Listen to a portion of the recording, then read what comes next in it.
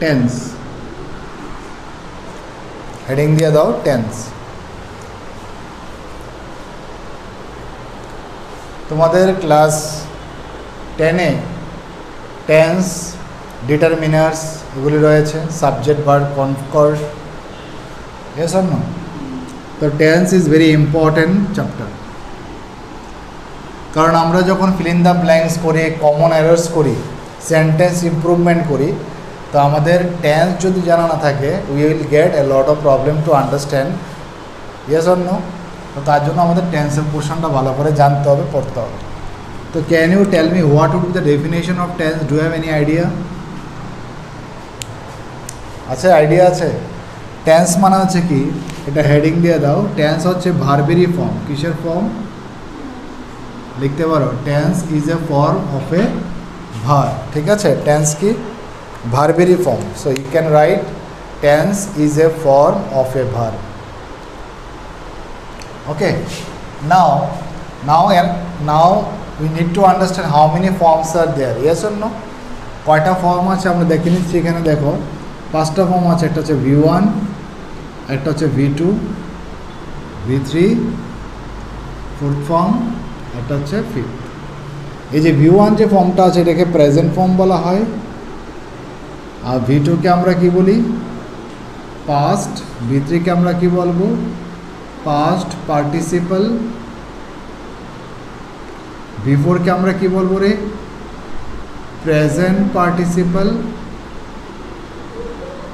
V5 again present form. ঠিক আছে, বুঝতে পারছিস? যেমন একটা এক্সাম্পল নিচ্ছি এখানে, সাপোজ ধরো একটা ওয়ার্ড নিচ্ছি প্লে। প্লে তো বুঝো তোমরা, প্লে। প্লেয়ের সেকেন্ড ফর্ম কী হবে রে? প্লেড। থার্ড ফর্ম কী হবে? প্লেড। ফোর্থ ফর্ম প্লেইং, আর fifth form plays. Yes or no? তো দ্যাটস ভেরি ইম্পর্টেন্ট। তো আমাদের এটা বুঝতে হবে। তো টেন্স মানে কি? টেন্স হচ্ছে ভার্বেরই একটা ফর্ম। টেন্স হচ্ছে ভার্বেরই একটা কি? ফর্ম। তো how many forms are there? 5 forms: V1, V2, V3, V4 and V5. V1 is known as the present form, V2 is known as past, V3 is known as past participle, V4 is present participle, V5 again present form. I have taken an example over here. The word I have written is play. What would be the second form? Play. Third form played, fourth form playing and plays. So there are thousands of verbs. Yes or no? How many should I write here? Yes or no? So you just try to understand the application of all the words. Yes or no? তো আমাদের এখানে বুঝতে হবে tense মানে হচ্ছে ভার্বেরই form. There are 5 forms of verb. তো এখানে টেন্সকে আমরা জেনারেলি কয় ভাগে ডিভাইড করি? 3 ভাগে। একটা হচ্ছে প্রেজেন্ট, একটা হচ্ছে প্রেজেন্ট, একটা হচ্ছে কি পাস্ট, একটা কি ফিউচার। তো প্রেজেন্টকে আমরা ফার্দার 4 ভাগে ডিভাইড করতে পারি। কি কি? প্রেজেন্টকে আমরা ফার্দার 4 ভাগে ডিভাইড করতে, একটা হচ্ছে present indefinite, present continuous, number 3 present perfect, আর নাম্বার 4 প্রেজেন্ট পারফেক্ট কন্টিনিউয়াস। তারপরে আমরা প্রত্যেক দিন এরকম যখন আমরা শর্ট আউট করে নেব, তারপরে আমরা প্র্যাকটিসও করবো। কী করবো? প্র্যাকটিসও করবো। কারণ unless you know anything about it, so how can you do the practice? Yes or no? তো 4 রকম আছে। পাস্টকেও আমরা কয় ভাগে ডিভাইড করতে পারি? 4 রকম। কী কী কী হবে বল? পাস্ট, পাস্ট ইনডিফিনিট, নাম্বার 2 হচ্ছে past continuous, number 3 past perfect, আর number 4 past perfect continuous. Yes or no? তো এটা 4 রকম আছে। আর এটা হচ্ছে ফিউচার। ফিউচারকেও 4 ভাগে ডিভাইড করা যায়। কী কী? নাম্বার 1 দেখা যাবে তো এখানে লিখলে, future indefinite, number 2 future continuous, number 3 future perfect, এটা হচ্ছে ফিউচার পারফেক্ট কন্টিনিউয়াস। ঠিক আছে, future perfect continuous. Is my writing visible?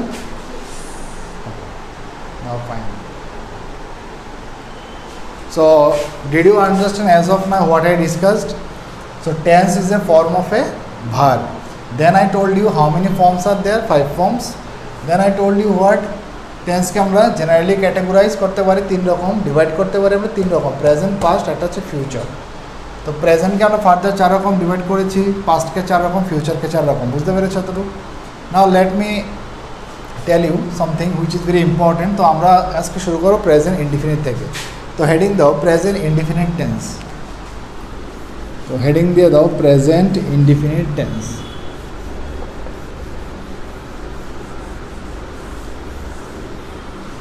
Heading দিয়ে দাও প্রেজেন্ট ইনডিফিনিট টেন্স।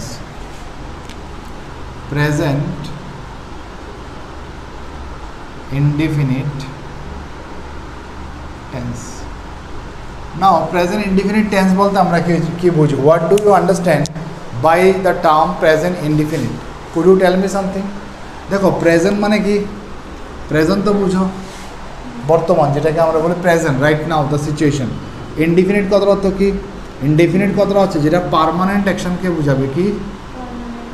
পার্মানেন্ট অ্যাকশনকে বোঝাবে বা কোনো ফ্রিকোয়েন্ট অ্যাকশনকে বোঝাবে। কি? Frequent action. বুঝতে পারছো কি না? কোনো প্রেজেন্ট ইনডিফিনিট যদি তোমাকে কেউ বলে প্রেজেন্ট ইনডিফিনিট মানে কি তা, তাহলে তুমি কী করবা? Present indefinite tense refers the permanent, either permanent or the frequent action. কি? পার্মানেন্ট বা ফ্রিকোয়েন্ট অ্যাকশনকে যদি রেফার করে তাহলে সেটাকে বলা হচ্ছে প্রেজেন্ট ইনডিফিনিট। কী বলা হচ্ছে? Present indefinite. নাও এখানে আমরা প্রেজেন্ট ইনডিফিনিটের স্ট্রাকচার দেখবো, ঠিক আছে? বাট প্রেজেন্ট ইনডিফিনিটের স্ট্রাকচার দেখার আগে এখানে আমরা কয়েকটা বিষয় জানতে হবে। একটা হচ্ছে অ্যাডভার্ব অফ ফ্রিকোয়েন্সি। কি? Adverb of frequency. আচ্ছা, প্রথম আমরা এখানে দেখে নিচ্ছি যে প্রেজেন্ট ইনডিফিনিটের স্ট্রাকচারটা কী কী হয়। লেখো, প্রথম স্ট্রাকচারটা লেখো সাবজেক্ট। লিখে নাও, আগে স্ট্রাকচারগুলো লিখে নাও। সাবজেক্ট প্লাস ভার্বের ফার্স্ট ফর্ম বা ফিফথ ফর্ম প্লাস কী হবে? অবজেক্ট। সবসময় মনে রাখবে সাবজেক্ট হয় নাউন হবে, নয় কী হবে? প্রনাউন হবে। Yes or no? হয় অবজেক্ট কী হবে? হয় নাউন হবে, নয় কী হবে? প্রনাউন হবে। বুঝতে পারছো? নেক্সট নাম্বার 2 দেখো, subject plus has oblique have plus object. তো এখানেও সেম সাবজেক্ট কী হতে পারে? নাউন হতে পারে। আমি এন লিখছি, এন স্ট্যান্ডস ফর নাউন আর পি স্ট্যান্ডস ফর প্রোনাউন। আর এখানে অবজেক্ট কী হতে পারে? নাউন হতে পারে বা প্রোনাউন হতে পারে। সেম টু সেম 3 নাম্বারটা লিখছি, দেখা যাবে তো? এখানে লিখলে subject plus is am are plus complement. একটা কথা মনে রাখবে, কমপ্লিমেন্ট কী হইতে পারে? কইতে পারবে নি? হয় নাউন হতে পারে নতুবা অ্যাডজেক্টিভ হবে। ঠিক আছে? নাউন বলেছো মানে এখানে কি চলে আসবে? প্রোনাউন অটোমেটিক চলে আসবে। আর নতুবা অ্যাডজেক্টিভ হতে পারে। কমপ্লিমেন্ট নাউন হতে পারে বা অ্যাডজেক্টিভ হতে পারে। তো that's very important. Please write it down in your copy.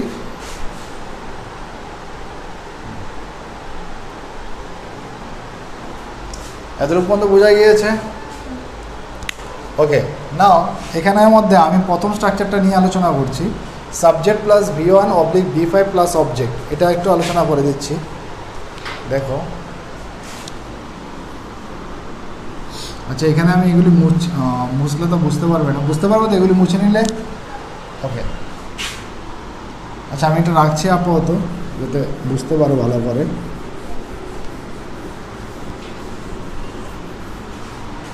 তো এখানের মধ্যে দেখো,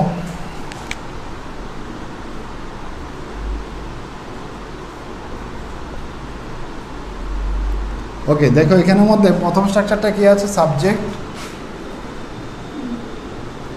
plus V1 oblique V5 plus কি আছে? অবজেক্ট। তো মনে রাখবে প্রেজেন্ট ইনডিফিনিট টেন্সে আয়ের সাথে ভার্বের কি বসে? First form. ইউর সাথে কি বসবে? First form. উইর সাথে কি বসবে? First form. দের সাথে কি বসবে? First form. হিয়ের সাথে ফিফথ ফর্ম।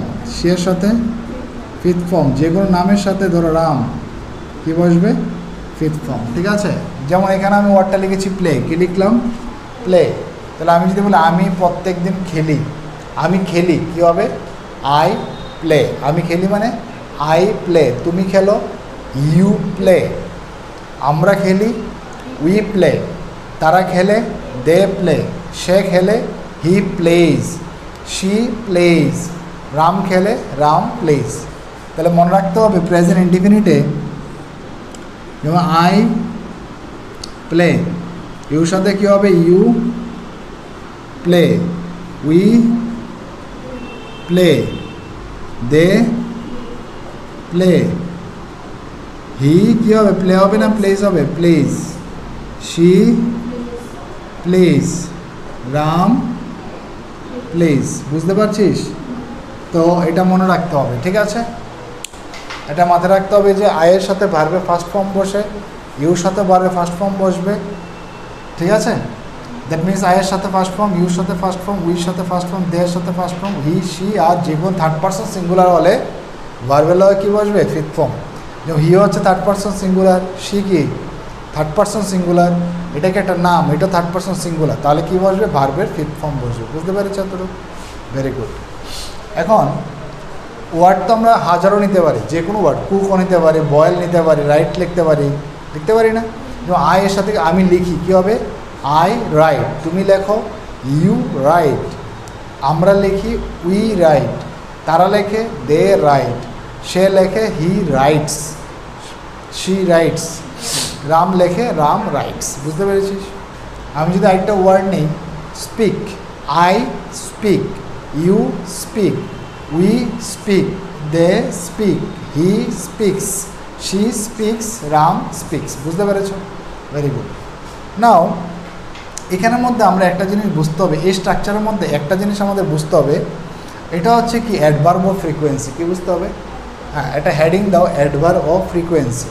এটা যদি না বুঝো তাহলে you will get a problem. লেখো অ্যাডভার্ব অফ ফ্রিকোয়েন্সি, লেখো। এখানে আমি লিখে দিচ্ছি,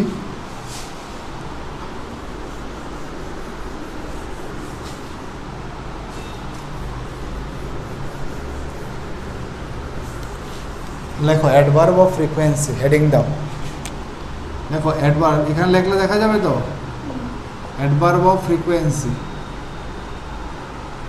ফ্রিকোয়েন্সি মানে কাজটা কতবার হয়েছে, how many times, yes or no, এটাকে বলেছে অ্যাডভার্ব অফ ফ্রিকোয়েন্সি। লেখো।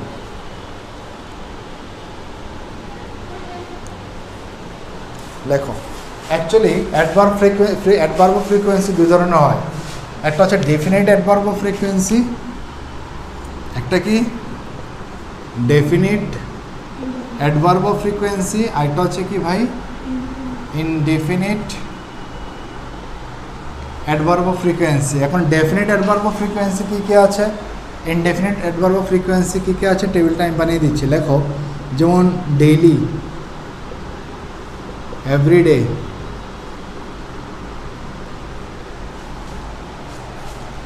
Weekly, monthly, yearly. ঠিক আছে? ইয়ারলি। লেখো, লিখে নাও, বলে লিখে নাও।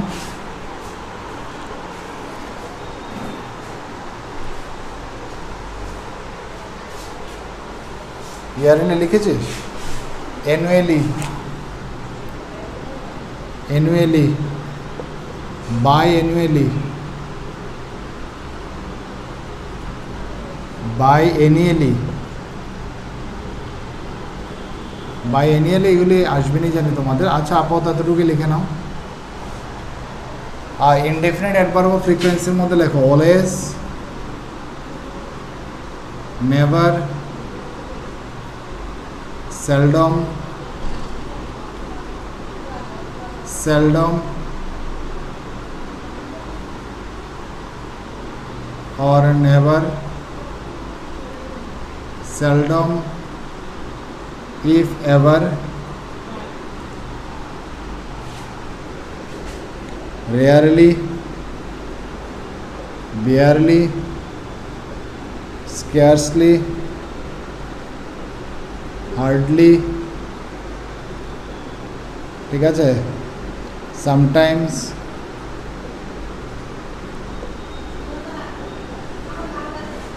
লেখো।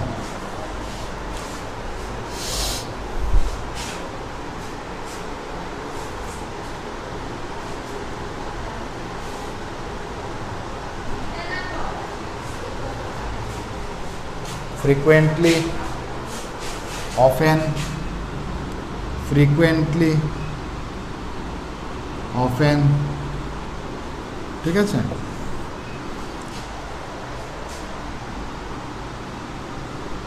বুঝতে পারছো কতটুকু? এখন এগুলি কেন লিখালাম, কারণ এগুলি যদি জানা থাকে তাহলে একটু বেটার হবে, কারণ তোমরা যখন ফিল ইন দ্য ব্ল্যাঙ্কস করো পরীক্ষার মধ্যে তখন এগুলি তোমাদেরকে সাহায্য করবে। যেমন আমি যদি বলি, মনে রাখতে হবে, এখানে একটা পয়েন্ট মনে রাখতে হবে যে এই যে ডেফিনিট অ্যাডভার্ব ফ্রিকোয়েন্সিগুলি সবসময় at the end of the সেন্টেন্সে বসে। কোথায়? এখানে at the end of the সেন্টেন্সে লিখে রেখে দাও, at the end of the sentence.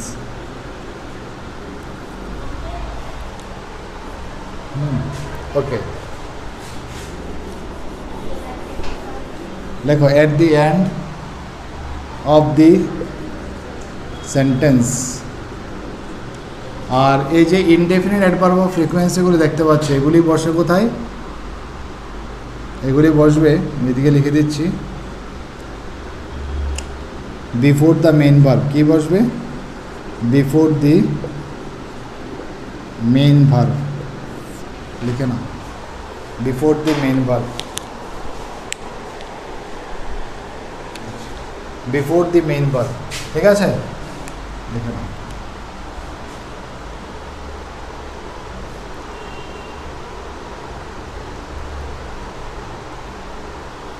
যেমন আমি যদি একটা সেন্টেন্স লিখি, ধরো আমি যদি একটা সেন্টেন্স লিখে দেখাই তোমাকে যে আই এম, এরকম ধরো লেখা আছে, I am writing English daily.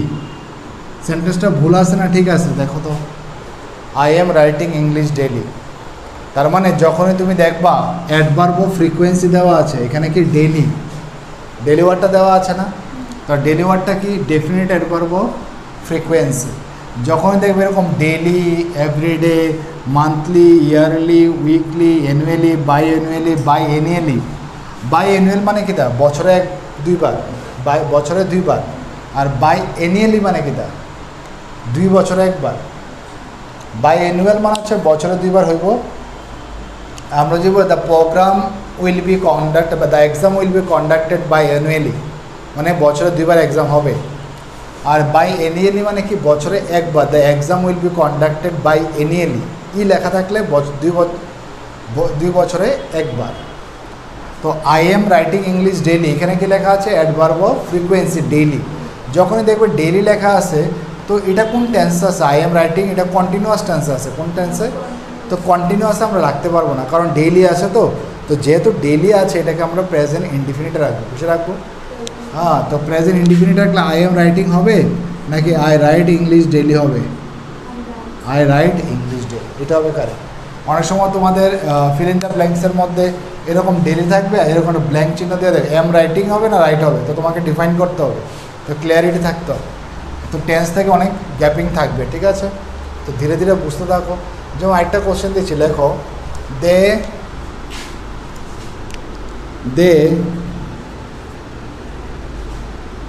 they are speaking English, they are speaking English। আচ্ছা, মান্থলি মানে ওয়ান্স এ মান্থ নাকি ওয়ান্স এ ইয়ার? তো আমি বললাম উইকলি,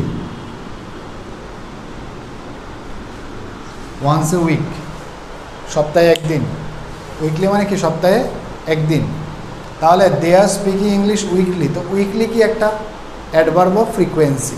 তো যেহেতু এটা অ্যাডভার্ব অফ ফ্রিকোয়েন্সি মানে how many times you do the work. তো এই প্রত্যেক সপ্তাহে আমি কি একবারই কথা বলি ইংলিশে। তো এটা কোন টেন্সে আছে? কন্টিনিউয়াস আছে। তো এটা কন্টিনিউয়াস হবে না, কেন হবে না? লাস্টে ফ্রিকোয়েন্সি আছে। তো এখানে এমস আর স্পিকিং না হয় কি হবে? They speak English weekly. Do you understand? Very good. তো লিখে নাও।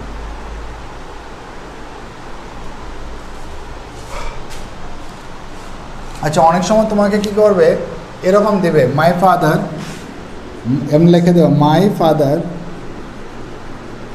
এভরিডে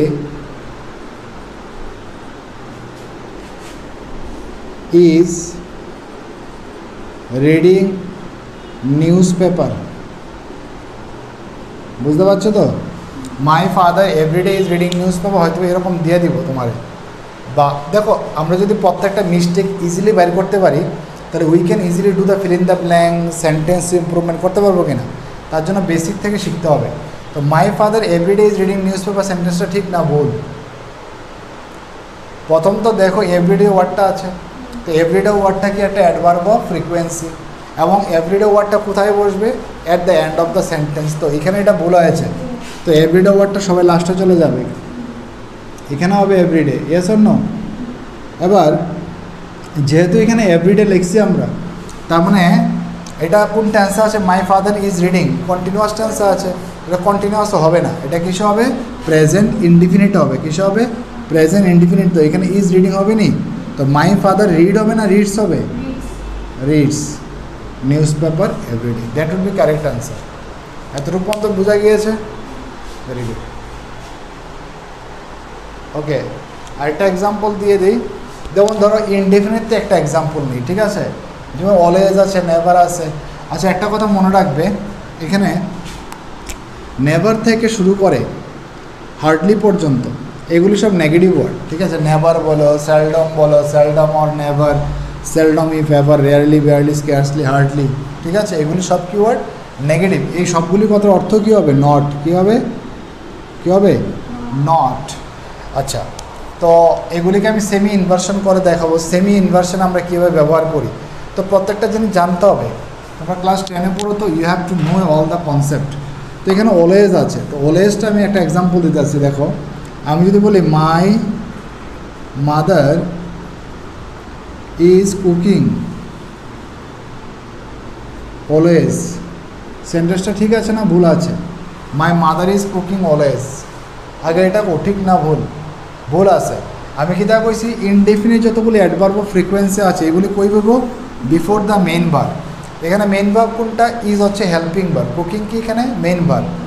কিন্তু যেহেতু অলওয়েজ একটা ফ্রিকোয়েন্সিকে বোঝায়, তো এটা তো কন্টিনিউয়াস টেন্স হবে না। কোন টেন্স হইব? এটা ইনডিফিনিট হইব। কি? ইনডিফিনিটে। তো এখানে ইজ কুকিং হবে না, কি হবে? কী হবে? মাই মাদার যেহেতু কুকস হবে, কী হবে? কুকস। আচ্ছা, অলওয়েজ তো হইতো না, এখানে অলওয়েজটা কই যাবো সামনে? তো মাই মাদার অলওয়েজ কুকস, মনে করো যে কোনো কিছু, ফুড, রাইস, ঠিক আছে? মাই মাদার অলওয়েজ কুকস, এটা হবে আনসার। এতটুকু বোঝা গিয়েছে? তো আজকের পার্টে আমরা এতটুকু শিখলাম যে টেন্স কি, টেন্সের ডিফাইন কীভাবে করলাম, টেন্সের ফর্মস কয়টা আছে, তারপর আমরা দেখলাম টেন্সকে জেনারেলি 3টা টাইপে ডিভাইড করা হয়েছে। তার মধ্যে প্রেজেন্ট ইনডিফিনিট শুরু করলাম, প্রেজেন্ট ইনডিফিনিটকে ডিফাইন করলাম। প্রেজেন্ট ইনডিফিনিটকে আমরা বললাম যে স্ট্রাকচার 3টা লিখলাম, 3টার মধ্যে একটা স্ট্রাকচারকে আমরা অ্যাডভার্ব অফ ফ্রিকোয়েন্সি দিয়ে তোমাকে বুঝিয়ে দিলাম, ঠিক আছে? তো নেক্সট পার্টে আমরা ভিডিও আবার আনবো, যেখানে শেষ করেছি এখান থেকে আমি আবার শুরু করবো, বুঝতে পেরেছ? আর এটার সাথে সাথে কী চলবে? প্র্যাকটিস। কী চলবে? প্র্যাকটিস। দেখো, শুধু বুঝে গেলাম বাট প্র্যাকটিস করিনি, তাহলে জিরো। কী হবে? জিরো। তো আমাদের এটার সাথে সাথে বুঝার সাথে সাথে কী করতে হবে? প্র্যাকটিস। তো বন্ধুরা, তোমাদেরকেও বলছি, যারা যারা ভিডিওটা দেখছো, প্লাস এটা নোট ডাউন করে নাও, টেক ইট ডাউন, জট it down, note it down in your copy, is very essential for all of us. And also আমরা প্র্যাকটিস সেট নিয়ে আসবো, তো তোমরা এটার সাথে সাথে প্র্যাকটিস করলে আশা করি যারা যারা ক্লাস 4 থেকে 12 পর্যন্ত যারা যারা ইংলিশ শিখতে চাও, তোমাদের জন্য it will be one of the best opportunity, lifetime opportunity. তো এগুলি শিখে নাও। Thank you, have a good day, wish all the best, bye bye, tata.